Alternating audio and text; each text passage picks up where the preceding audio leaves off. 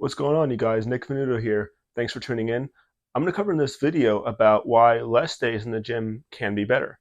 And I'm going to disclose as well, um, you can get it to work with less days in the gym as well as more. But I'm going to focus on why less days can be better. The reason being is, and we're getting right into it, a lot of you that I really specialize in helping based on my situation as someone being self-employed, as well as in my prior field in public accounting, being a very driven working professional that really is very driven in my career. For those of you in that same camp who I specialize in helping, a lot of you don't want to be spending a ton of time in the gym. You don't want to be going every single day. You don't want to spend a long time in the gym when you're there.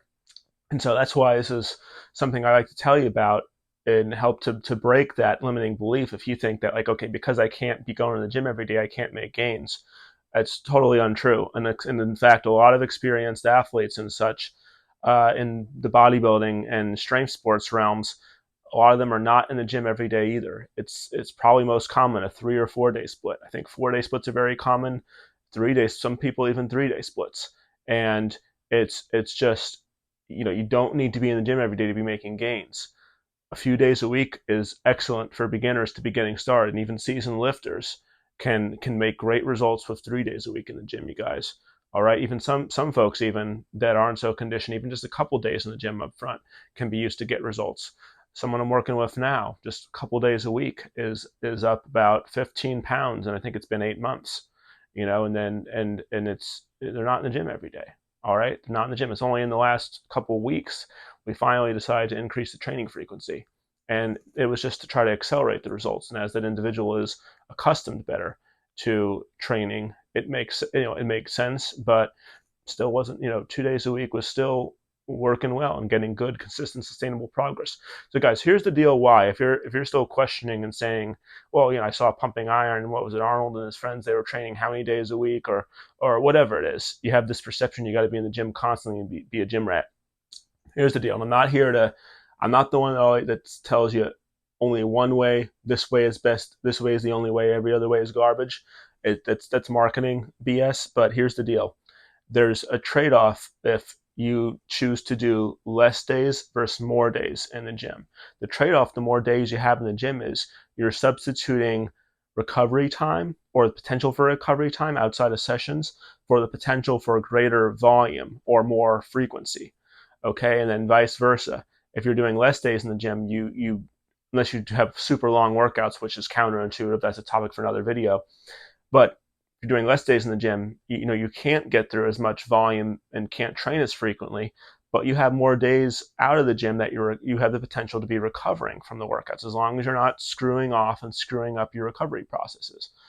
Okay, so where that comes in is with the science behind it. When you train for gaining muscle and getting stronger, you're breaking down muscle fibers, and you get stronger in the process of them growing back. Basically, is how it works. So there always has to be a level that you're going to recover from what you're doing in the gym. That's how you get stronger. Okay, and whether that be you're training 3 days a week or 4 days or 5 or 6, or if you're 7 days a week, it's all of it is feasible as long as you're able to recover from what you're doing, and as long as you're adjustable, where you probably are going to need some days off here and there eventually, even if you do more frequently in the gym. Maybe you have a week where, okay, I'm just going to do 4 or 5 days and condense my split a bit. But so because there's other people on the other side, again, the marketing BS telling you, just breaking yourself down if you're training too often in the gym. Depends how you structure it. Maybe some of the workouts, if you're doing 5 days a week in the gym, but like your fifth day is just all you're doing is your arms, you're just, and if you're structuring it right and not overdoing things, you're telling me, so 3 or 4 days is good, but if I have a fifth day of arms instead of doing my arms with my other body parts, that's going to throw off my recovery. Guys, there's a lot of marketing BS out there, and people that just basically have this attitude that my way is the only way, and these are just money confiscators that just are, they're not telling you how the principles of it work. Here's the deal. You can make gains with 3 days a week. You can make gains with 4 days a week. You can make gains with 2 days a week, possibly, although most people that are seasoned it's really going to be a lot more beneficial to be doing at least 3 days. Okay, but you technically could. You can make gains with 5 days a week. You can make gains with 6 days a week. can make gains with 7 days a week, as long as you're able to properly recover from it, and as long as your overall workout program is sound in terms of you're doing enough, getting enough stimulus with breaking down the muscles, that there's enough stimulus for them to come back stronger, as long as well as an overall balanced workout, okay? You're covering your body in a balanced way and you're getting more proportional and stuff, okay? And for that reason, I do advocate, typically, not always, but a lot of times that's why it can be beneficial for people with longer training experience and that are more conditioned to be, other things equal, training more frequently, because they have the potential for more volume. And just, even though they train just a few days a week if they want, 3 or 4 days a week, they certainly could. But with the having that greater potential for workload and just being more experienced, they're more accustomed, they can recover from it better, and they need more stimulus as well to be, they can use more stimulus as well to continue to progress or just maintain.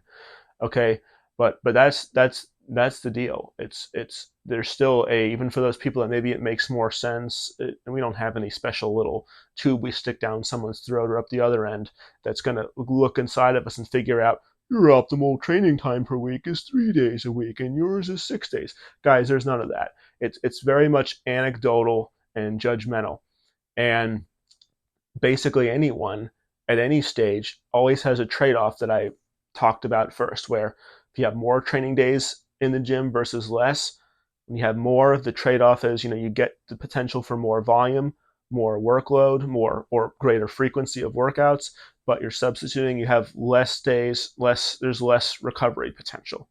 Okay. And with less days in the gym, you do have greater potential to be more fully recovered between sessions. But you're not going to be able to get as much done in your total workout split. Okay, and there's just not, so that's why if these people telling you that, yeah, it's better is more, no, not necessarily. Those telling you, oh, you're just breaking your body down if you're going to the gym more than 3 days a week. It, this is all just these people just doing this one size fits all, one approach is best, this is just marketing stuff. These are people that are hard headed and that are just think that their way is the only way or this way is the only way. Guys, unless there's some kind of thing on the market that I'm not aware of, there's no tube that they can stick in any end of your body that's got a little whatever microchip in it that figures out what your optimal training days per week is. I'd be really surprised if we ever invent that in our lifetime. All right, there's not these people that are saying this kind of stuff. It's it's just marketing and people that just think they got the solution, the one size fits all solution for everyone. All right, but this message was predominantly, I go down through these things. I'm very passionate with the training science, and I'm very passionate for calling out just nonsense and these people that just think that they just make these blanket statements that are just they're covering too great of an array of what really they can cover. Um, but again, I'm passionate to help those of you who have busy schedules and whom it doesn't make sense for you to be training more than 3 or 4 days a week. So rest assured, you can make gains that way. Here's some actionable steps to make sure you get the most from it. And this applies for anyone, whether you're on 3 or 4 or 6 days a week, but especially for those of you that are just trying to make really good use of your time with just a few days in the week in the gym of workouts.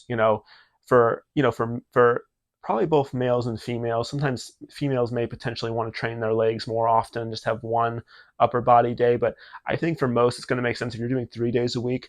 2 of the days will be upper body days, most definitely for males, and then one day is a leg day if that's how your split works. Okay, and basically, you want to have a balanced type of workout split. You can, the upper body days, you can. It's probably going to make the most sense typically to always be covering a bigger muscle group along with smaller muscle groups. I.e., an example could be like you have a day you do chest and arms, and then your next, you do back and delts, or you can do it vice versa. You could do chest with delts, kind of almost like the push-pull split, and then you're doing your back with your arms. You can do your chest and your delts and your tris. You can do your back and your biceps. You can do chest and biceps. You can do back, tris, and shoulders. You want to, and then you want to split out further. You have a third upper body day, split out your shoulders or your back separately. Or maybe you want to make it your chest separately. Maybe you decide you want to make it your arms. You're going to do chest or back separately, chest with shoulders.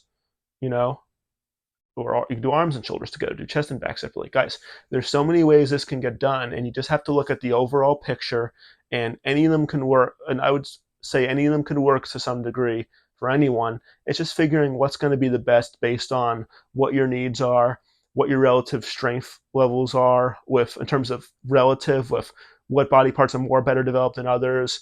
What do you think just works better for you? Sometimes if there's injuries or little idiosyncrasies at your body, you're not the type that just goes in and does your heaviest lifts first. You got to kind of like prime yourself and warm up a little bit differently than the gym bros that just slap plates on and start heaving them. You know, then that might give you considerations what you put on what day, what order you do things in. Um, you know, like an example of that, if your shoulders are kind of just an area that you just don't want to train too heavy, maybe you do your shoulders along with your arms, and you put most of the emphasis of your chest and back, and your shoulders get done after chest and back are already pretty well fatigued. Or maybe you got to look at it vice versa. You're going to do your shoulders before the chest and back workouts, not in the same day, or maybe one in the same day, because you got to get some blood flow in your shoulders properly to be doing stuff with your chest and your back training, or one or the other could be. Guys, this is the way to be thinking about it, how to be having a workout routine that is working with your schedule and which is overall balanced. Then with balance is also going to get into that you're covering all the different muscle groups, right? If you got 3 days, let's say one of the days is a leg day, you got 2 upper body days, you make sure that you're getting something that's covering every muscle area in the right kind of proportion, so that way you're becoming more proportional. Like if your arms are a weak area, maybe you put a little more emphasis on your arms. If you're a beginner, you're probably going to put more emphasis on the bigger muscle groups, and maybe you're only doing one exercise of biceps and one exercise of triceps, or maybe two, or whatever. You have to think of it this way with the overall volume, the number of exercises you're doing, how much relative emphasis you put on with loads and reps as well, number of sets, and just in general how intense you train the different areas. We're thinking about this in different muscle groups, but you can also think of it in terms of joint functions. With you got your shoulders, your elbows, your knees, then your hips. All right, think of the things with flexing at the joint, extending at the joint. The shoulders move in all different kinds of planes, but the predominant ones are going to be going front, going side, and then going back, and then some of the shoulder movements. There's a combination, but basically with these major joints that I just listed, you got to be doing things, and it's just the same thing with you're working the muscles balanced. If you work the joints in balanced ways, where they're performing the different functions that they can do. It's like you're not just doing all bicep curls and you don't do any direct tricep work, okay? And you think of it in isolation terms, but also think of it in compound lift terms, where the compound lifts, you're performing different things that are, again, working the joints in different ways. Okay, if you're doing squatting movement patterns, you're also doing hip flexion movement patterns, of hip hinging moving patterns. It's balanced against.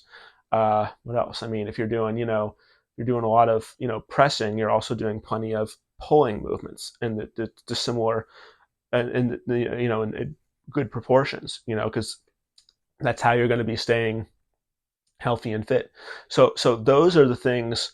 So you figure out the workout split with how many days it's going to be based on how much time you're willing to devote, and with just what your schedule, and with just what you want to do with yourself during your days, during your life. And then from there, just make sure you get it together with just having a balanced overall workout split with these kinds of things I'm going over, with working all the different muscle areas, all the different joint functions, and just having a level of, try to emphasize the different areas to be always working towards a more balanced physique, not having glaring weaknesses, not having things that are just ridiculously stronger than other parts of your body. So things tie together well. It's different for everybody. That's where coaches come in, because we have the judgment to help you to do this balanced type physique, with not only just a balanced physique on paper, but it's something that's helping you as an individual with a different physique as another person bring better balance, moving from this point to this point in terms of having better balance. Okay, those are the kind of that's the kind of priority level for those of you who are busy and who value your time, who just don't want to be married to the gym, have other things to do, and are just wanting to do something to just be in better shape and stuff for yourself and for your families, and just whatever. Or maybe you do enjoy it, but you just don't want to be in the gym constantly. This is the way to think of it.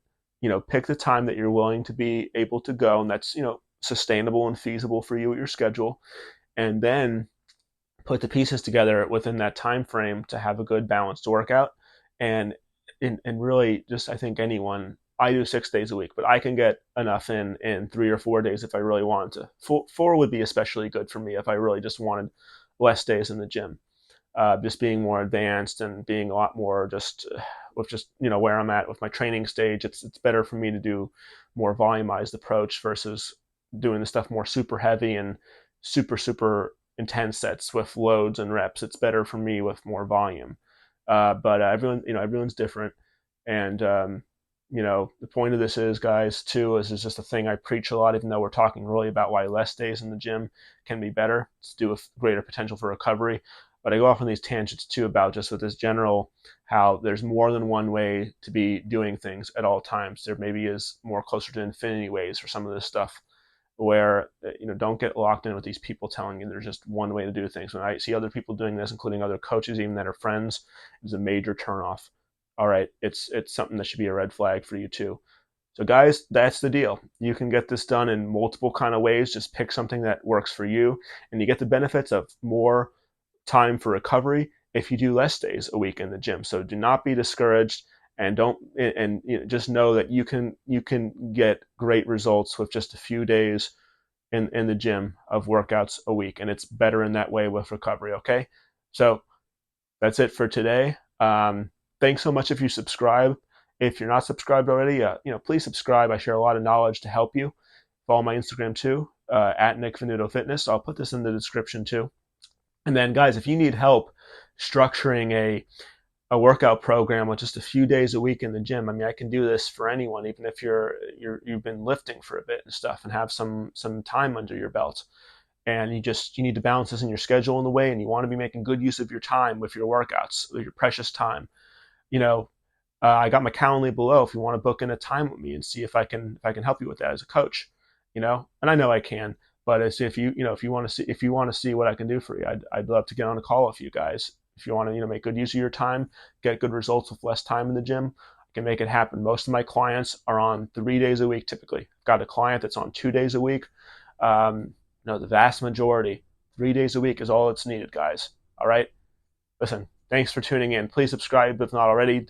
Thanks so much for those of you who are subscribed.